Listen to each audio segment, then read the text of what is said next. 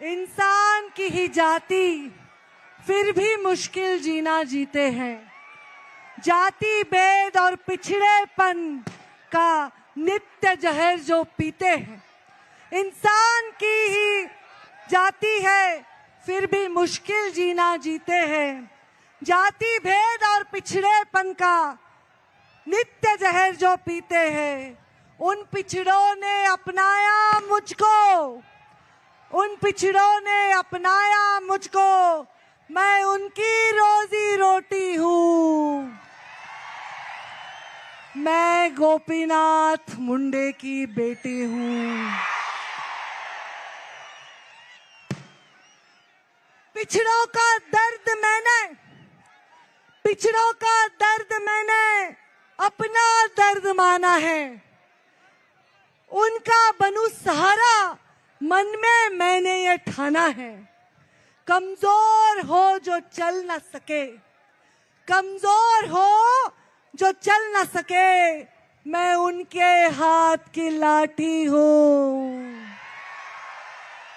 मैं गोपीनाथ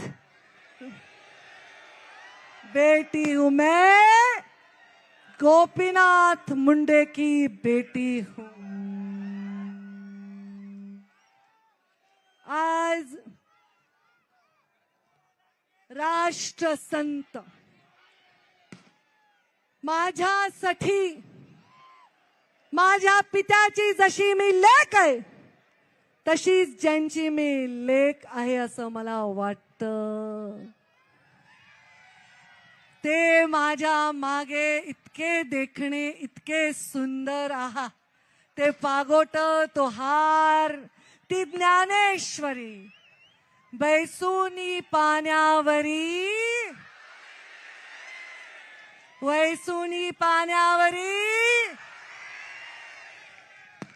सलाम वालेकुम। माझा मुस्लिम बांधव मुंडे साहेबांचा फोटो घेऊन नाचतोय रे।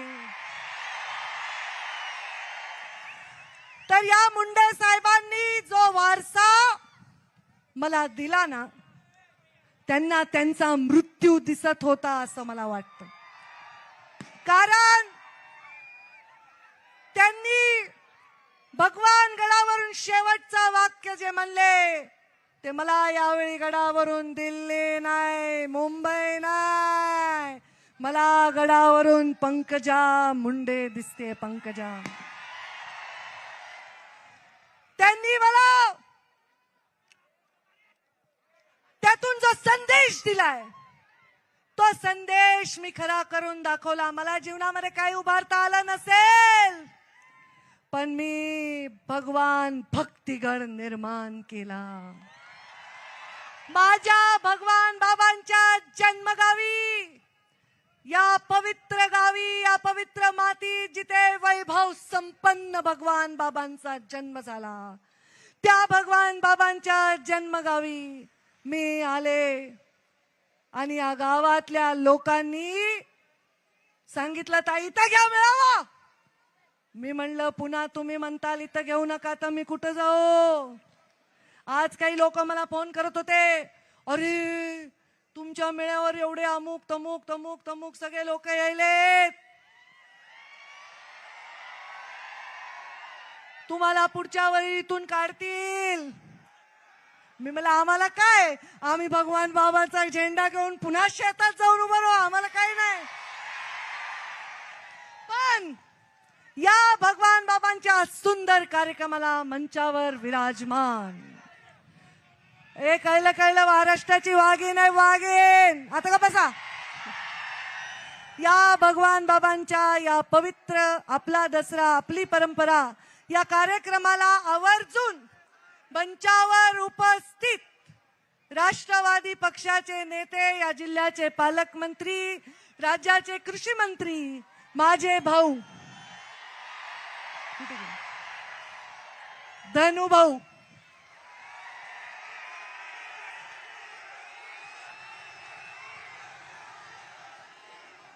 तुम्ही डीएम म्हणालात का पीएम म्हणालात का सीएम म्हणालात मला तर काही कळेना।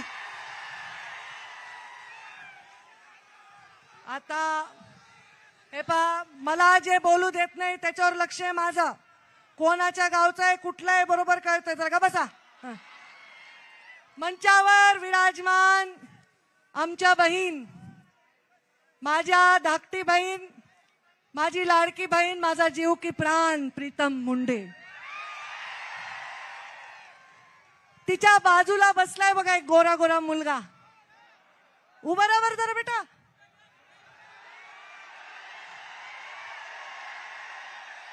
कोण आहे? इकडे इकडे इकडे इकडे.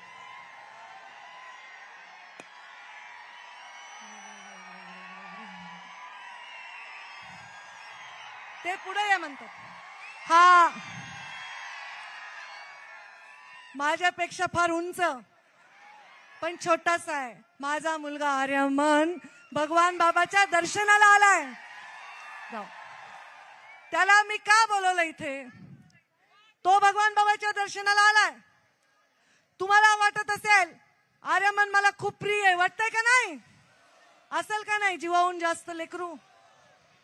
पण त्याला मी सांगितलंय तुझ्यापेक्षा सुद्धा मला हे लोक जास्त प्रिय, कारण माझ्यावर जीएसटीची छापा पडला तर 12 कोटी जमा केले बहादरांनी. माझा निवडणुकीचा निकाल लागला. अरे जीव दिला रे लेकरांनी माझ्या. आणि मला सांगा, पोटच्या लेकरापेक्षा तुमच्यावर माया करते की नाही? तुम्ही तुमच्या लेकरांच्या पेक्षा, आई बापापेक्षा मला जीव लावता की नाही? बस मला आता अजून काहीच नाही पाहिजे, अजून काहीच नाही पाहिजे.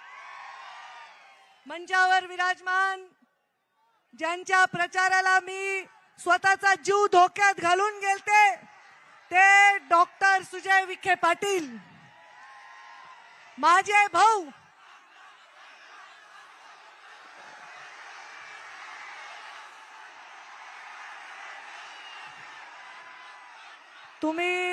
मी दसऱ्याला पुढच्या वेळी कॅन्सल करीन. दसरा मेळाव्यात चालत नाही असं. शांत बसा. अरे थांबा ना, मग काय करू? थांबा जरा, नाव आहे त्याचं, का बसा. मंचावर उपस्थित महादेवराव जानकर, इज्जत करा मंचावरच्या लोकांची. दसरा मेळावा 10 वर्ष झाले गेले मी. महादेवराव जानकर आमचे बंधू. पिवळा शर्ट. किती पिवळा शर्ट आहे तुमच्याकडे? आणि थांबा जरा, त्यांच्या बाजूला कुठे ते गोंडस लेकरू? लक्ष्मण हाके. गोंडस आहे की नाही? मला त्यांनी काल व्हिडिओ त्यांचा पाहिला. त्यांनी स्वतःहून निर्णय घेतला मी इथे हे वाल्मिकांना बोलवले बघे. मी काय म्हणलं? माझ्या दसऱ्याला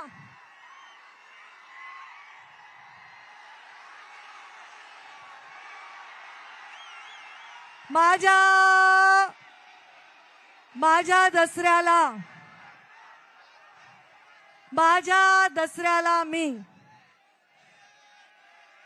कोणालाही निमंत्रण देत नाही, परंतु माझा सन्मान ठेवून आलेल्या लक्ष्मण हाकेंचे मी स्वागत करते. आणि मुंडे साहेबांच्या आणि भगवान बाबांच्या स्मृतीला त्यांनी वंदन केलं.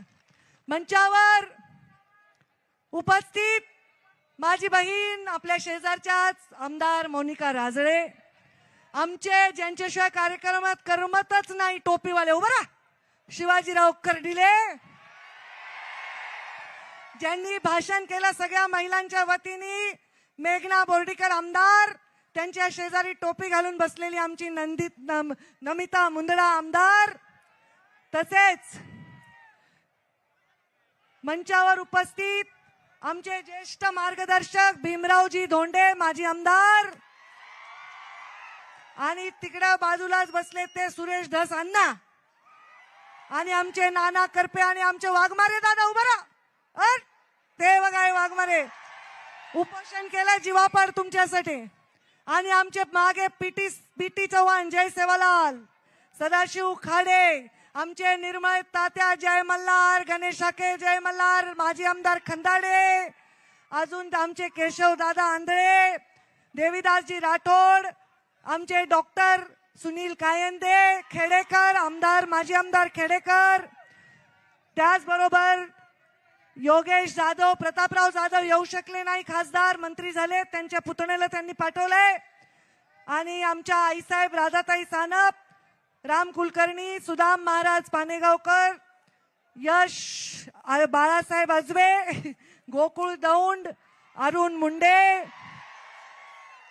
आणि सर्जेराव तांदळे, विजय गोलार, तय्यब भाई, रामदास बडे, रामराव खेडकर, हेमंत धात्रक, सर्व मी तुमची क्षमा मागते कारण अजून भाषण सुरू झालं नाहीये.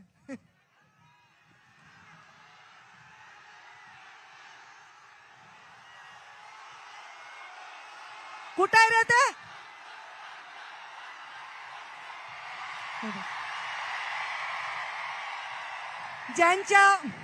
ज्यांच्या शिवाय धनंजय मुंडेंचं पाने हालत नाही ते वाल्मिक करा. आता मला विचारायचंय तुम्हाला, या मेळाव्याला 18 पगड जातीचे लोक आले आहेत का नाही? जळगाव वरून आलेत का? नाशिक वरून आलेत का? बुलढाण्यावरून आलेत का? येवल्यावरून आलेत का? नगर वरून आलेत का? आता कुठून आलेत का?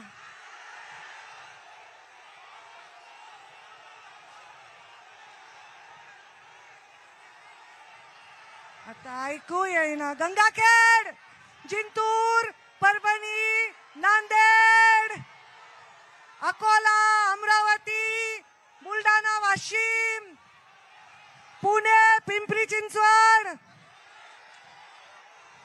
आलेत.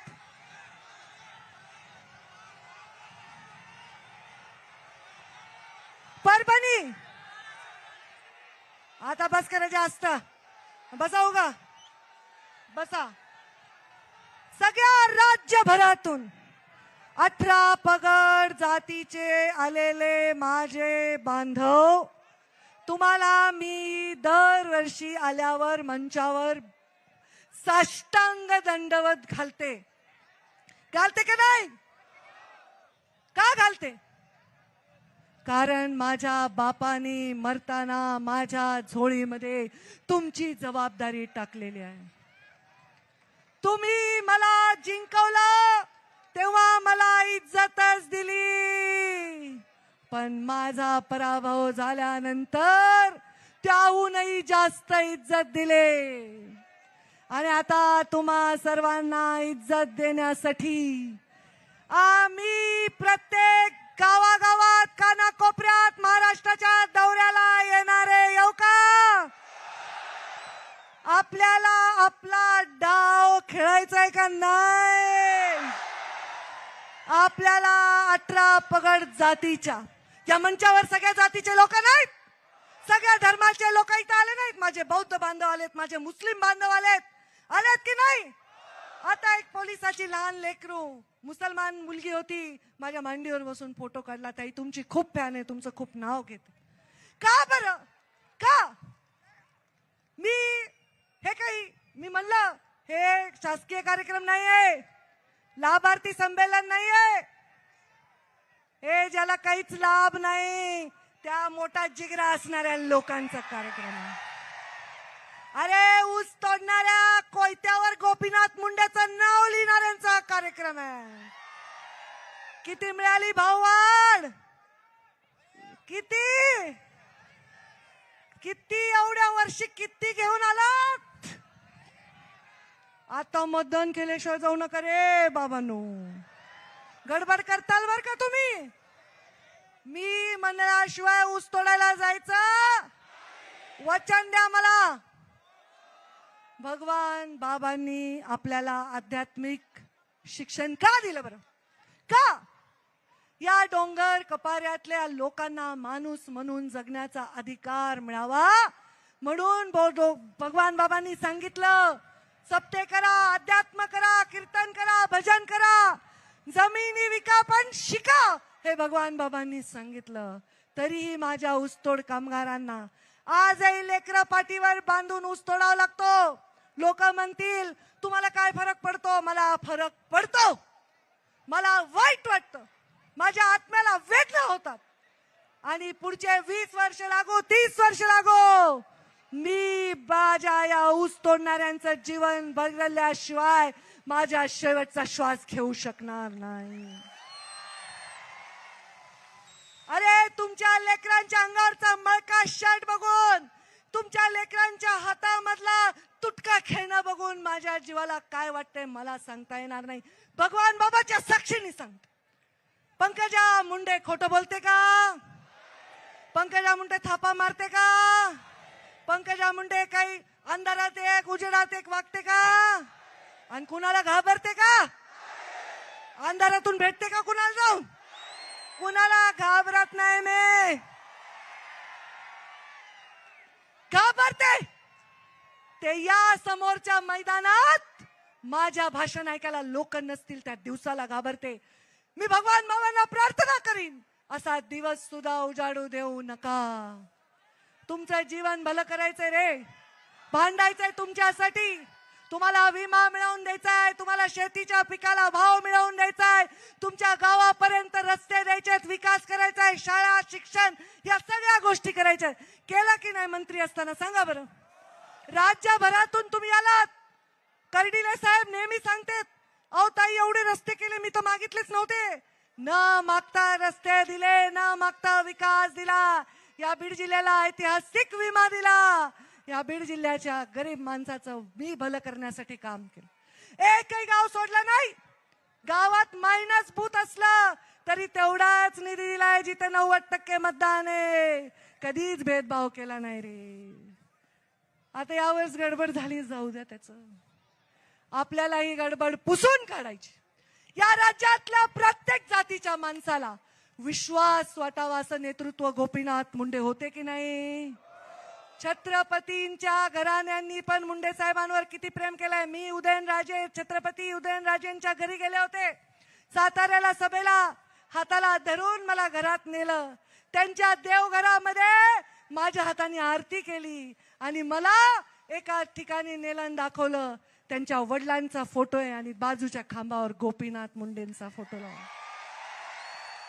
अरे काय काय झालं आज समाजाला? एखाद्याने गाडीने एखाद्या लेकराला उडवलं तर लोक विचारतात गाडीच्या ड्रायव्हरची जात काय आणि उडवणाऱ्याची जात काय. एखाद्या नराधमाने एखाद्या लहान चिमुकलीचा जीव घेतला, तिच्यावर अत्याचार केला तर लोक विचारतात त्या मुलीची जात काय आणि अत्याचार करण्याची जात काय. हा असा समाज घडवण्यासाठी आम्ही आमच्या आयुष्यातले 22 वर्ष खपवले नाहीत. आम्हाला असा समाज घडवायचा नाही. आम्हाला अधिकाऱ्याचा CR बघूनच त्याला काम द्यायचंय, जात बघून देणाऱ्याची औलाद गोपीनाथ मुंडेची नाही. आम्हाला काम करणाऱ्या माणसाच्या पाठीमागे उभं राहायचंय. उगीच जातीवर स्वार होणाऱ्या कोणाच्याही पाठीवर उभं राहायचं नाही. मला या देशामध्ये, या राज्यामध्ये कोणी एखादी फाईल समोर आणली आणि एखाद्या अधिकाऱ्याचं काम असलं की हळूच ते म्हणते ताई आपला जवळचा आहे, आपला पाहुणा आहे. अरे त्याच्यावर विनयभंगाची केस आहे ना, कसला पाहुणा? असल्या गोष्टी करायला भगवान बाबा माफ करतील का? भगवान बाबांनी जीवनामध्ये जगण्यासाठी फक्त आणि फक्त एक उत्तम चरित्राचं उदाहरण दिलंय. आठवा, भगवान बाबा का आले भगवानगडावर, धौम्यगडावर? आठवा आठवा. अरे नुसता आरोप झाला तरी प्रचंड वेदना देणारं कृत्य करून स्वतःचं सत्व ज्यांनी दाखवलंय त्या भगवान बाबांची लेक आहे. इथे चालणारच नाही चूक, इथे खपणारच नाही पाप. सामान्य गरीब भाबड्या बोळ्या जनतेसाठी काम करण्यासाठी मी आहे, राजकारणाला चिटकून बसण्यासाठी नाही. अरे काय सगळे म्हणायचं आमदार झाल्या, आमदार झाल्या, आमदार झाल्या. काय आमदार झाले तर? अरे माझे त्या 5 लेकरांनी जीव दिला रे, काय त्या आमदारकीचं गोड वाटणार आहे मला सांगा. 5 वर्ष या मेळाव्याला एवढ्याच गर्दीने तुम्ही आलात. होतं का माझ्या मागे आमदारकी, खासदारकी, पद, मंत्रीपद, पैसा, अडका, व्यवस्था, शासन होतं का? तरी आलात, उद्याही येताल. आपल्या मागे असावंच काहीतरी तुमच्यासाठी, पण नसलं तरी तुम्ही मला सोडणार नाहीत आणि मी तुम्हाला सोडणार. जो समाजात सगळ्यात वंचित आहे, पीडित आहे, ज्याची पत नाही आणि ऐपत नाही, पत नाही आणि ऐपत नाही, अशा माणसासाठी काम करण्यासाठी मी राजकारणात आहे. मला घरं भरण्यासाठी, 10-12 गाड्या घेण्यासाठी, टेबला खालून टेबलावरून घेण्यासाठी नाही. तुम्हाला अभिमान वाटतो म्हणून हेलिकॉप्टरनी येते, तुम्ही म्हणला तर बैलगाडीत येते. येऊ का? पुढच्या वर्षी कशी येऊ ना हेलिकॉप्टरने? तुम्ही येणार ना? कशासाठी? कुणाचा दसरा? अरे भगवान बाबांचा दसरा, भगवान भक्तिगडावरचा दसरा, भगवान बाबांचे संस्कार. छत्रपती शिवरायांनी मोगलांच्या विरुद्ध लढाई छेडली तर प्रत्येक मावळ्यांनी आपलं रक्त सांडले. त्या प्रत्येक रक्ताला एका वाटीत घेऊन जर मिसळलं ना तर कळणार नाही रे धनगराचं होतं का वंजाऱ्याचं होतं, कुंभाराचं होतं का लोहाराचं होतं, मुसलमानाचं होतं. त्या छत्रपती शिवरायांनी मावळ्यांची मोठ बांधली म्हणून स्वराज्य आणि सुराज्य स्थापन झालं. जिजाऊ माझा आदर्श. जिजाऊंचं शौर्य, अरे 16 कोवळ्या मुलाला 16 वर्षाच्या रणांगणात फेकणारी ती माता, तिचं शौर्य. सावित्रीबाई फुले चिखलाचे शेणाचे गोळे स्वतःच्या अंगावर खाल्ले तरी लेकींना शिकवण्याचं काम केलं. हे लाडकी बहीण म्हणतायत, त्यावेळी लाडक्या बहिणीला शिकवायचं काम आम्ही केलं. आता लाडक्या बहिणींना आपण ताकद देतोय.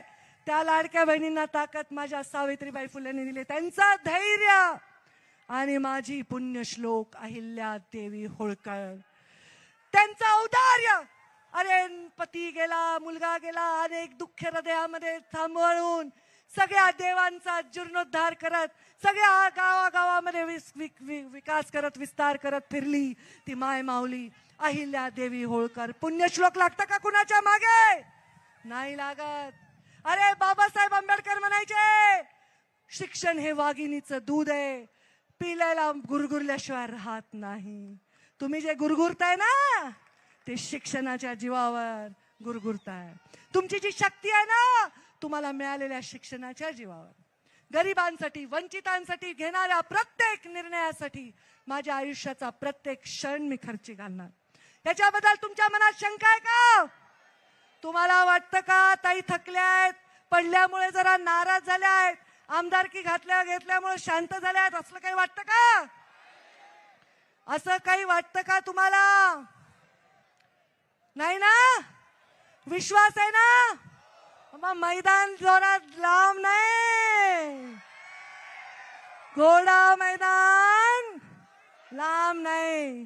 धनुभाऊ परळीत तर आम्ही करणारच आहे, तो परळीत तर करणार.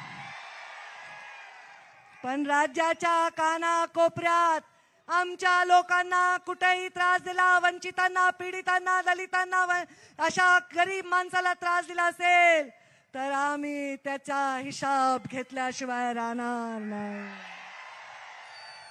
आणि मी येणार आहे, तुमच्याकडे येणार आहे, पश्चिम महाराष्ट्रात, उत्तर महाराष्ट्रात, विदर्भात, सगळीकडे येणार आहे. प्रधानमंत्री नरेंद्र मोदींवर विश्वास ठेवून या देशामधले लोक, गरीब लोक, मागासलेले लोक, वंचित लोक आज कुठेतरी एक चांगले दिवस येण्याची वाट पाहत आहेत. ते चांगले दिवस आणण्यासाठी मी प्रत्येक महाराष्ट्राच्या कानाकोपऱ्यात येणार. येऊ ना? माझं ऐकणार ना? आणि मी आले तरी दुसरीकडे मत देणार का? नक्की ना? माझं ऐकणार ना? मग आता तयारी करा, कंबर कसा, कोयते बिते घासून ठेवा. पाऊस बिऊस पडलाय, जरा दिवाळी केल्याशिवाय जाऊ नका रे बाबांनो, दिवाळी केल्याशिवाय जाऊ नका. मी हरल्यामुळे मी बिल्कुल नाराज नहीं, मैं बिल्कुल थकले नहीं. अब जो भी होगा मैं देखूंगी, अब जो भी होगा मैं देखूंगी. जो लिखा काल के भाल पर, काल अब जो भी होगा मैं देखूंगी अब जो लिखा काल के भाल पर, काटे हो या हो अंगारे, अब चलूं मैं अपनी चाल पर।